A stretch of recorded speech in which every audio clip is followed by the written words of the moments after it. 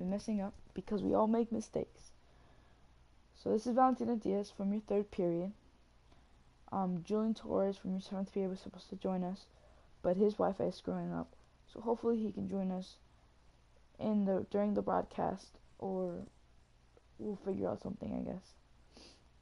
So my topic today is the Civil War within football.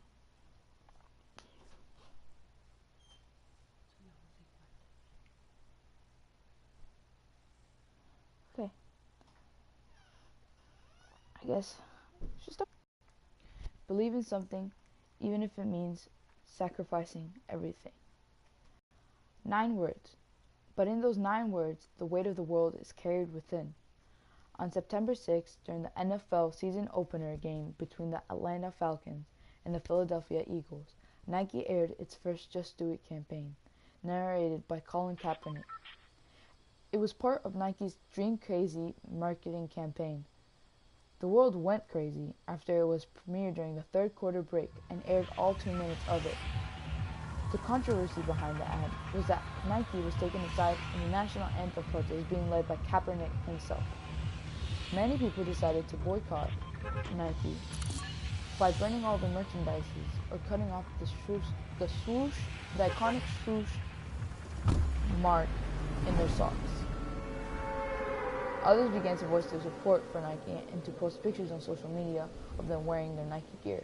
For example, Serena Williams that night posted a picture of herself because she is part of the Nike Just Do It campaign, stating that especially today, she felt proud of being part of the Nike family.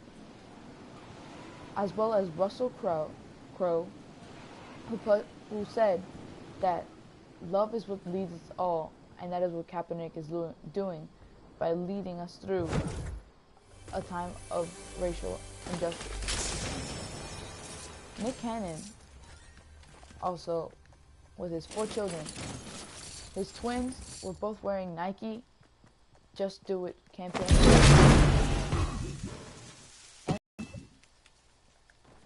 and he shirt, and the caption read, "Nike Just Do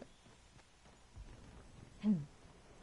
One of the important people that have voiced their concern and their disagreement with Nike's Just Do It campaign are President Donald Trump. Donald Trump posted the First Amendment that is given to him by being an American citizen. Our First Amendment reads, "Congress shall make the press or the right of the people peaceably to assemble and to petition the government for a redress of grievances." This means that our government cannot oppress us and cannot tell us not to say what we want to say, not to let us voice our opinions, because we all have a voice. That is what America has been founding on, that every single one of us have a voice, no matter the age, no matter the gender, no matter the race, no matter the color of our skin. We all have a voice, and we can all voice our opinions, and our voice has power. Each and every single one of us has the same. Donald Trump also began to say in a lot of meetings and campaign and rallies that the NFL should back the U.S. because if not, they were losing a lot of viewers and the fan base was crumbling, even though this was not really true. So the NFL in 2018, during the summer, began to discuss of what their new NFL anthem policy should be. The previous anthem policy did not state whether or not directly that the players should stand up for the national anthem, but it was more implied, and it was assumed that they would all stand for it. So, the new NFL anthem policy leaves it up to each team whether a player would be disciplined for protest during the anthem. The policy says that a team will be fined by the league for any protest by its players. It gives players the option to remain in the locker room during the anthem, but states that any player that is on the field is expected to stand for the anthem. Now, a lot of teams responded differently to this new anthem policy. For example, the Miami Dolphins team included protest during the national anthem on the list of actions considered conduct detrimental to the club, and such demonstrations could lead to players receiving 4-game suspensions. Now that might have been a little bit rash and really heavy as a punishment. While the New York Jets owner said that if any of his players were to protest on the field, that he would take full responsibility, and the New York Jets would take full responsibility and pay for all fines and lawsuits that would be in favor of their players, because that is what the New York Jets stand for. They stand for freedom of speech, and they're not going to tell their players whether or not what they can say and what they can do, because each of us have a right as an American citizen. Now, some of our president's remarks include, one of his most famous remarks about this, at the campaign rally for the Republican Senator Luther Strange, Trump angered many in the NFL by calling for team owners to fire, excuse my language, who disrespects our flag, not wanting to go to the White House as the NBA champions, because because our president was being ignorant to all the police brutality and racial injustice that was happening. And then some of Trump's supporters have said that Trump's actions against the NFL haven't been in the best of it, they haven't been perfect in order to respond to this issue and this controversy. For example, Robert Kraft, a close friend of Trump's and owner of the New England Patriots, issued a statement Sunday morning saying, "I am deeply disappointed by the tone of the comments made by the president on Friday. I am proud to be associated with so many players who make such tremendous contributions and positively impacting our communities." Trump has also been quoted to say that the league is close to a collapse, with crumbling fan base and plummeting television ratings, all because some players kneeled in protest during the national anthem last season.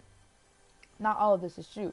He began to say this about Nike, that the same thing was going to happen to them because they supported Colin Kaepernick and made him the face of the 30-year anniversary of the Just Do It. The Nike has a deal with the NFL to 2028 for creating all 32 team jerseys. Donald Trump expects the NFL to back the USA in this fight against the national anthem protest, but there's nothing they can do unless they want a very hefty lawsuit. First week after the ad came out, sales went up 28% during the first week.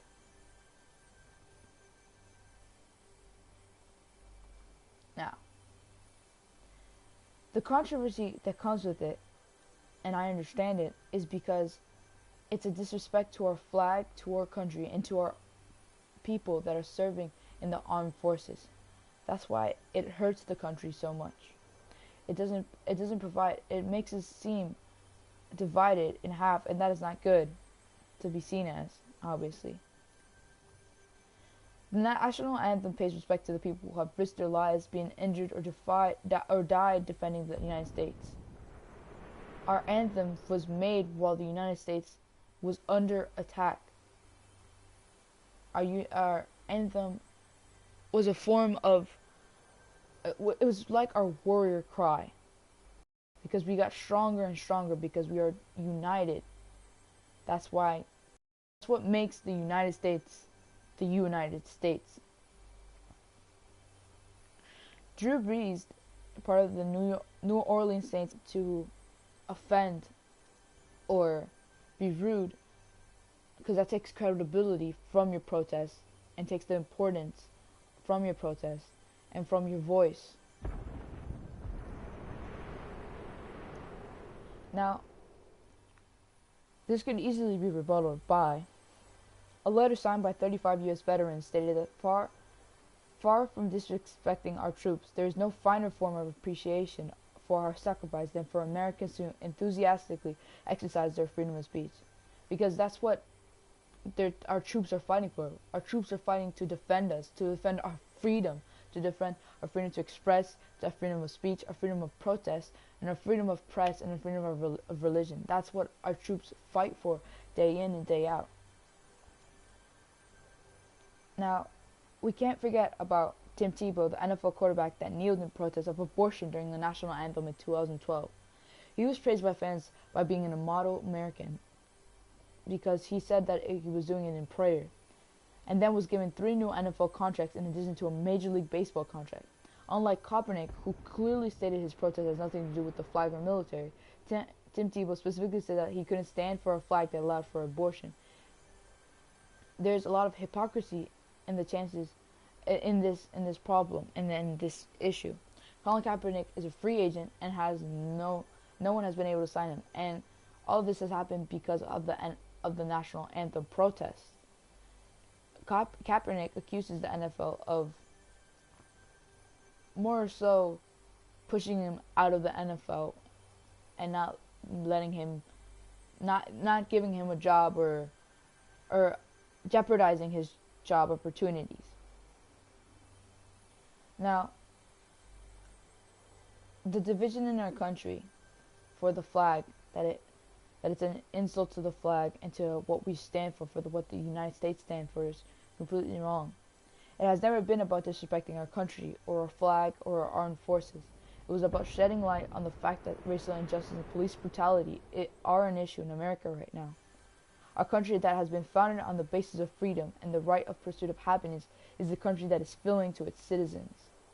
Our preamble to our Constitution states, "We, the people of the United States of the United States, in order to form a more perfect union, establish justice, ensure domestic tranquility, provide for the common defense, promote the general welfare, and to secure the blessings of liberty to ourselves, our posterity, do ordain and establish this Constitution for the United States of America." Our country fought for the freedoms that we have right now that allow us to be able to do things like protesting against our government, protesting against our police, or against our firefighters, against anyone. Our country fought for these rights. It's what all of us use on a daily basis to be able to express our opinions and our biases. Even our own president, he's allowed to say whatever he wants, whether or not we agree with it, whether or not we're for it. He is our president, and he is an American citizen that is allowed to express what he believes in because of these rights that were given to us by being American citizens, because that is what the United States has been founded upon. No one person is the same. No one person is going to talk the same or think the same. The national anthem protest that is dividing our country right now is nothing more than all of us expressing our opinions, but letting it separate us from what we all want to fight for, which is freedom. The United States of America defines freedom, is an example of what freedom should be.